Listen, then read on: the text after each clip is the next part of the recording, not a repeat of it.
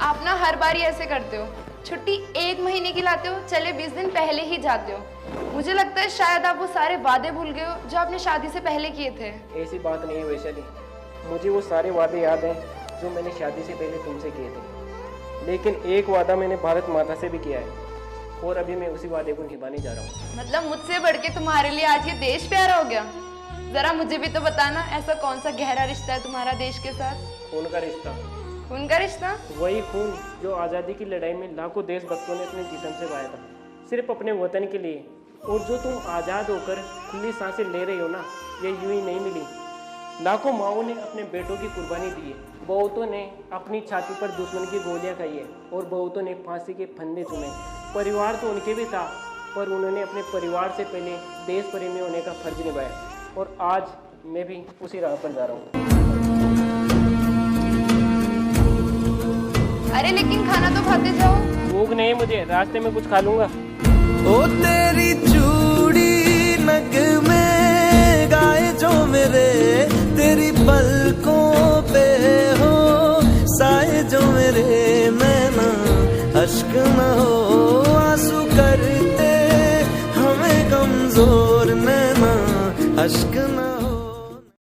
नंदिनी, तुम ऐसा क्यों सोचती हो कि मैं अपने परिवार से ज्यादा अपनी ड्यूटी से प्यार करता हूँ? वो इसलिए क्योंकि तुम 5 साल के बाद रक्षाबंधन पर इस बार घर आए हो और अभी भी 5 दिन पहले जा रहे हो। क्या तुम्हारी नौकरी इतनी प्यारी हो गई है कि तुम अपनी बहन के लिए 1 दिन का भी टाइम नहीं निकाल सकते? ऐसी बात नहीं है मेरी बहन, मैं तुझसे पहले जितना प्यार करता था आज भी उतना ही प्यार करता हूँ। और तू तो समझती है ना, एक पुलिस वाले पर कितनी जिम्मेदारी होती है। लेकिन तुम अपनी छुट्टियां पूरी होने से पहले ही जा रहे हो, अभी भी 5-7 दिन रुक ही सकते हो। मन तो मेरा भी है, पर ऊपर से ऑर्डर आया है, अब मैं 1 दिन भी घर नहीं रुक सकता। मुझे किसी भी हाल में कल शाम तक ड्यूटी ज्वाइन करनी है। आपने किसी को बताया भी नहीं, तो फिर ये सब कुछ अचानक कैसे? 4 दिन बाद 15 अगस्त है और इस आजादी दिवस पर हर सिपाही का कर्तव्य है अपने देश की सुरक्षा करना। और अगर ऐसे ही हम छुट्टी लेकर बैठे रहेंगे तो देश में हिंसाजनक घटनाएं हो सकती है, इससे अशांति का माहौल पैदा हो सकता है। और इतनी आर्मी फोर्स और पुलिस के होने के बाद देश में अनैतिक घटनाएं हो तो हमारा सिपाही होने का क्या मतलब निकलेगा? देख, तू मेरे जज्बातों को समझ रही है ना? देख, दिल छोटा मत कर, रक्षाबंधन के दिन वीडियो कॉल करूंगा। अभी चलता हूँ, बाय।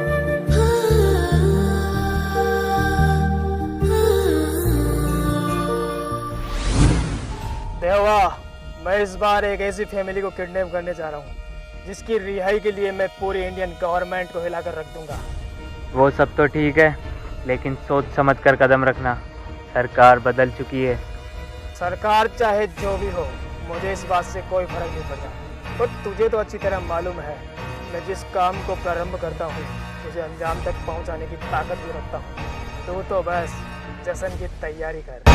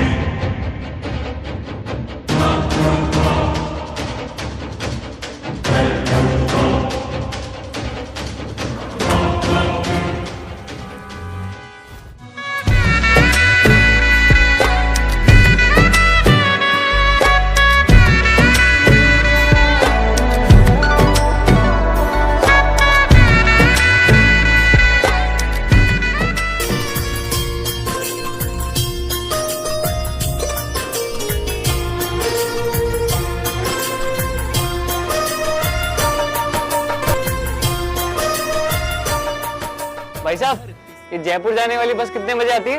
वैसे आने का टाइम तो हो गया, अब देखो कितनी देर में आएगी। मुझे भी आधा घंटा हो गया वेट करते हुए, पर अभी तक नहीं आई। आप जयपुर तक ही जाओगे या आगे जाने का प्लान भी है?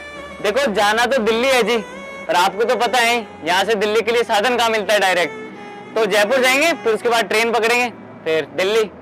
वैसे आप कहाँ जाओगे? मैं जम्मू जाऊंगा जी। पहले तो मेरी ड्यूटी लद्दाख थी, अभी पिछले महीने में जम्मू कर दी। अब आपको तो पता है, हमें तो देश की सेवा करनी है, फिर चाहे जम्मू पटको, फिर चाहे जैसलमेर या और कहीं पे। सही बात कही सर आपने। एक सच्चा और ईमानदार सिपाही वही है जो हर परिस्थिति में अपने देश की सुरक्षा करे। और मैं तो ये मानता हूँ कि हर सिपाही को यही सोच रखनी चाहिए, जब हमारा देश सुरक्षित रहेगा। तभी हमारे प्रति देश की जनता का विश्वास पक्का होगा।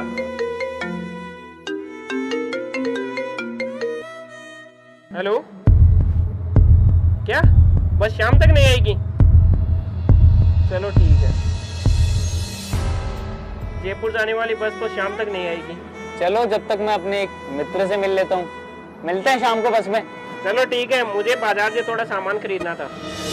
तो पल रुका ख्वाबों का कारवां और फिर चल दिए तुम कहाँ हम कहाँ।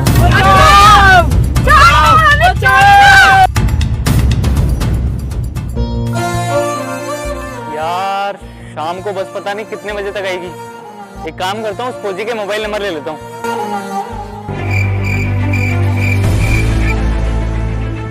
मैं लड़ जाना है लहू में एक चिंगारी, जिद से जुनू तक है जाना, हर कतरा बोल रहा। छल्ला सिर ते बन के कफन जद तुरिया, तन के मौत नू वाचा, मारे थर थर कंबदे सारे।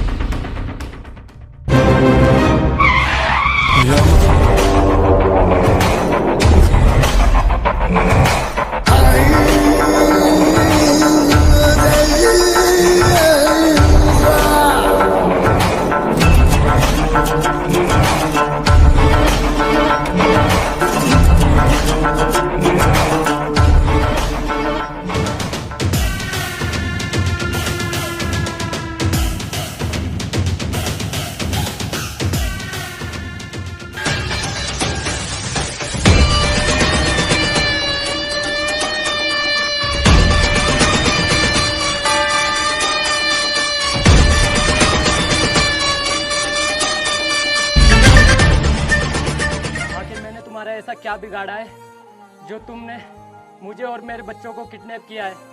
आखिर चाहते क्या हो तुम मुझसे? मिस्टर धर्मवीर सिंह, बहुत कर ली देश की सेवा, आखिर क्या मिला तुम्हें? वही 30-40 हजार महीने के। मैं कहता हूँ देश से बगावत करके मेरी शरण में आ जाओ, दौलत और शोहरत खूब मिलेगी। लेकिन मेरे पास ऐसा कुछ भी नहीं है जिसके बदले में तुम मुझे दौलत और शोहरत देने की बात कर रहे हो। ये तुम आर्मी वालों का कहने का एक बड़प्पन होता है कि हमारे पास देने के लिए कुछ नहीं है, लेकिन मैं कहता हूँ तुम्हारे पास मुझे देने के लिए बहुत कुछ है। लेकिन ऐसा क्या है मेरे पास? इंडियन आर्मी की सीक्रेट। यदि तुम मुझे मैं जो मांगू वो सीक्रेट बता दोगे तो मैं तुम्हें और तुम्हारे बीवी बच्चों को जिंदा छोड़ दूंगा। बदले में तुम जो मांगोगे वो मिलेगा। 100 करोड़, 200 करोड़, 500 करोड़। ये तुमने सोच भी कैसे लिया कि मैं चंद पैसों के लालच में आकर अपने ही देश से बगावत करके गद्दार बन जाऊंगा? तेरा ये मंसूबा कभी पूरा नहीं होगा और ये जो तेरा सपना है ना, ये सपना ही बनकर रह जाएगा मरते दम तक।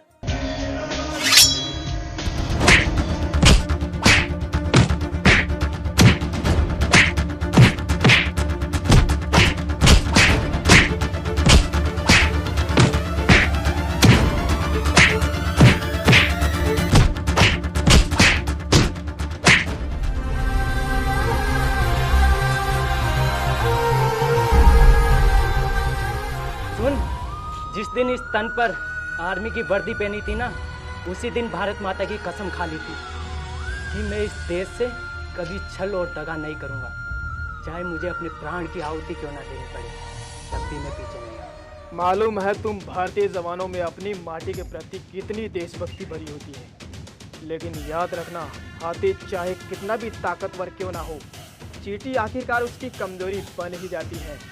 इसके बेटे का सर कलम कर दो।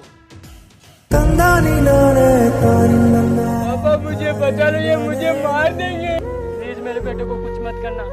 आपको जो भी करना है वो मेरे साथ करो। मैं आपके आगे हाथ जोड़ता हूँ। प्लीज मेरे बेटे को। मेरी आज्ञा का पालन हो।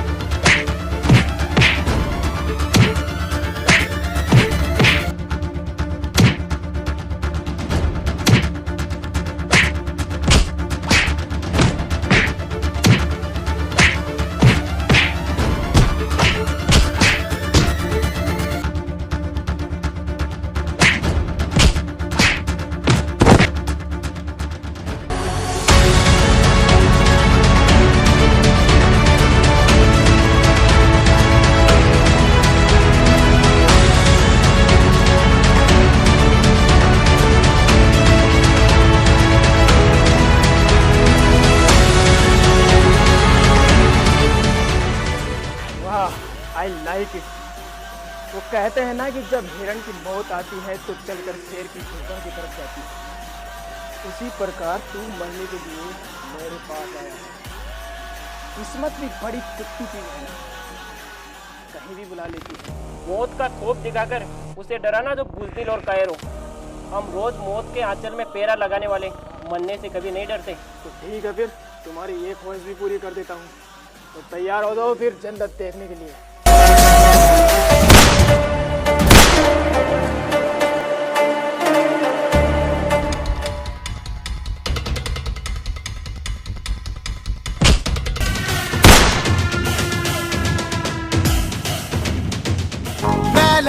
मैं लड़ जाना है लहू में एक चिंगारी, जिद से जुनू तक है जाना, हर कतरा बोल रहा। छल्ला सिर से बन के कफन जब तुड़िया, मेरी ज़मीं महबूब मेरी, मेरी नस नस में तेरा इश्क बहे, फीका ना पड़े कभी रंग तेरा जिस्मों से निकल के खून कहे। ओ देश मेरे तेरी शान पे सदके कोई धन है